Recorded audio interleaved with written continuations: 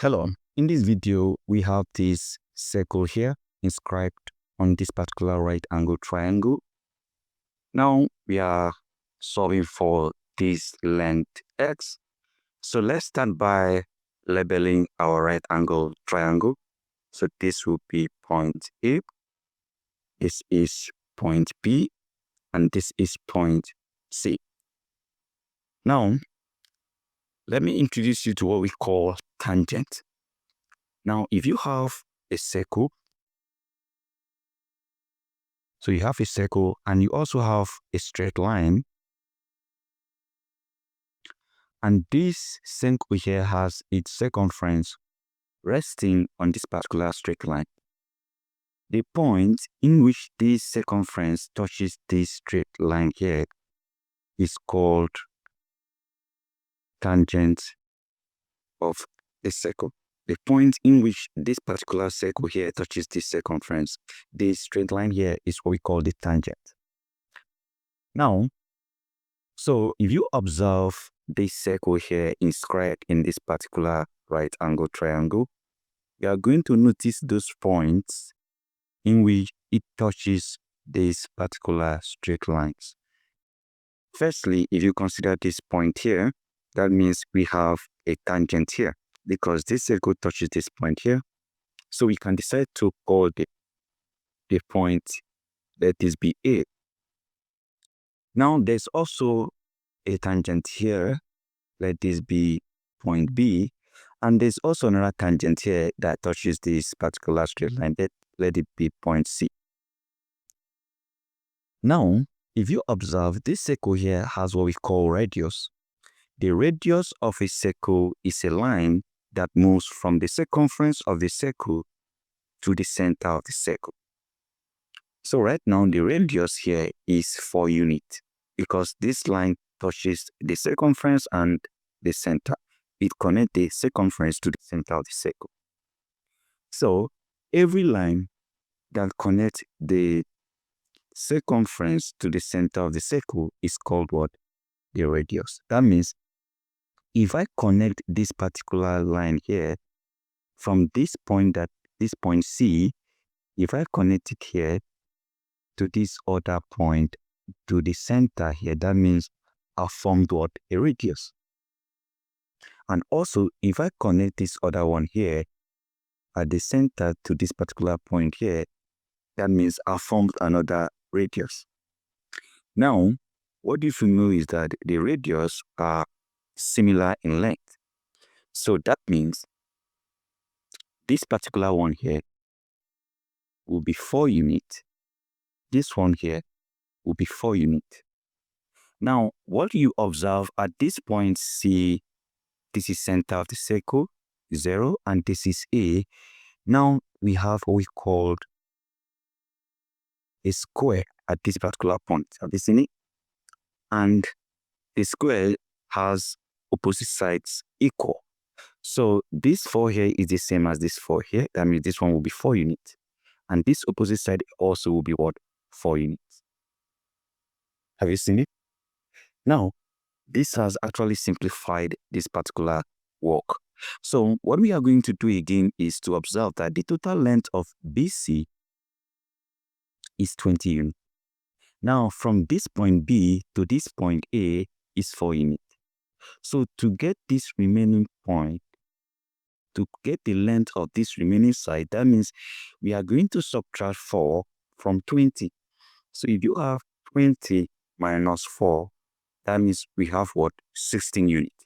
So this other point here, from point A, from this point here to this point is what? 16 units. So this is 16. Take note of that. Now, also, if you consider point AB, the total length here we were given is x. But from this point C to this point B, this point here is 4 units. So to get the length of this other point here from A to C, that means we need to subtract 4 from x. So this would simply be represented with x minus 4. Have you seen that? So this will be x minus 4. Good. Now, there is also another theorem that we need to consider. There's what we call the tangent-tangent rule. Tangent-tangent rule. The T here is for tangent, the T here is for tangent. So the tangent-tangent rule states that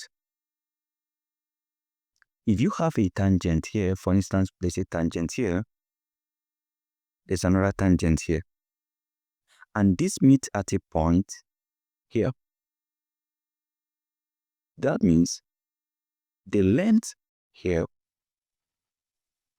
equals to the length here. So the tangent-tangent rule states that if you have a tangent line here meeting at a point and another tangent line meeting at a point, the lengths are the same. So observe, we have 16 units for the length between this A and C, which represent this particular length here. That means this C to B will also be what? 16 units. Have you seen that? Also, if you have this particular length A to C, which is x minus 4, there's a tangent line here. Have you seen it? There's a point which is our C. Now there's also another tangent point here, which is our point B. So this line here between A and C will be similar to the line between A and B because they are equal. So this also will be what? X minus 4. So we have x minus 4 here, x minus 4 here, because these are the same because of the tangent-tangent rule. Just like this and this. So at this point, we can redraw our right angle triangle. So let's redraw it right here.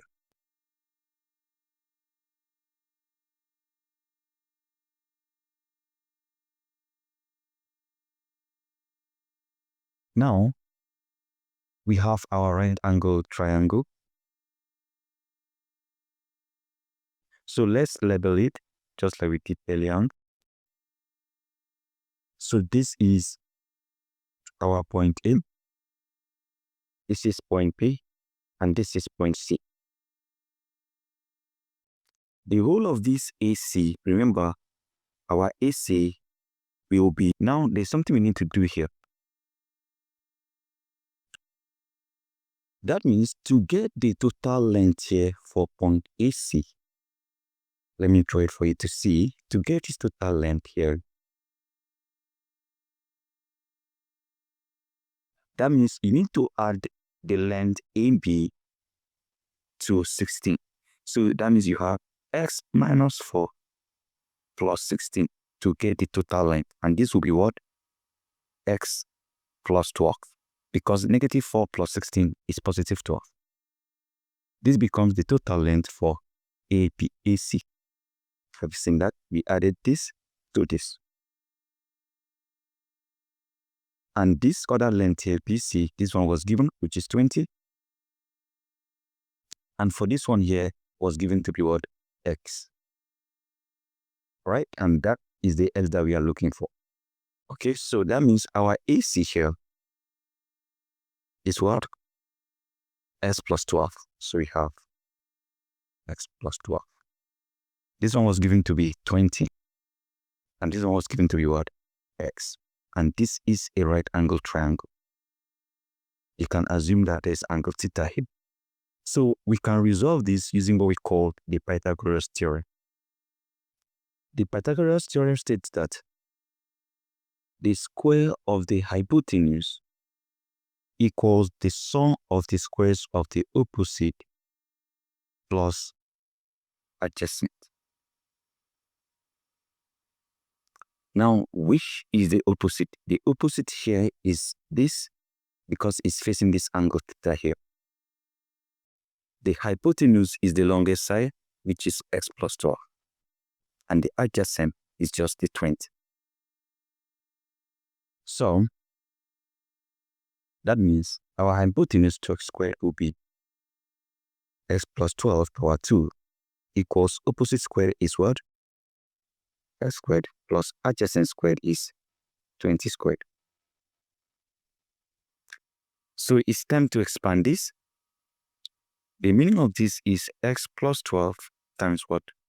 X plus 12. Because this is raised to the power of 2. And this equals x squared plus 20 squared, that is 20 times 20, and that is 400. To multiply this out, x times x, this gives us x squared, x times 12, that is 12x, 12 times x, plus 12x, 12 times 12, plus 144, and this equals x squared plus 400. The x squared here can eliminate the x squared here, so we cancel that out. Now we are left with 12x plus 12x, that is 24x, plus 144 equals 400. Now what we are going to do again will be to subtract 400 from 144, or subtract 144 from 400 rather, because this moves over here. So you have 24x equals 400 minus 144. So from here we have 24x equals 400 minus 100 is 300. So 300 minus 44, we are going to have 56. 300 minus 44 will give you 256. So this is 256. Now, we need to isolate x by dividing this by 24 and dividing this by 24. 24 eliminate 24. We have x equals 256 minus 24 divided by 24. And 256 divided by 24 will give us, we have 10.6 approximately. This is in 2 decimal places. So this becomes the length of our x. That means our x here is 10.67. So the length AC will be 10.67 plus 12. So 10.67 plus 12 will give us, this is 22.67. This is 10.67. So we have all the length, 10.67, 22.67, and this is 20. So this is how you resolve this and finding all the sides. So guys, here is it. Thank you and goodbye.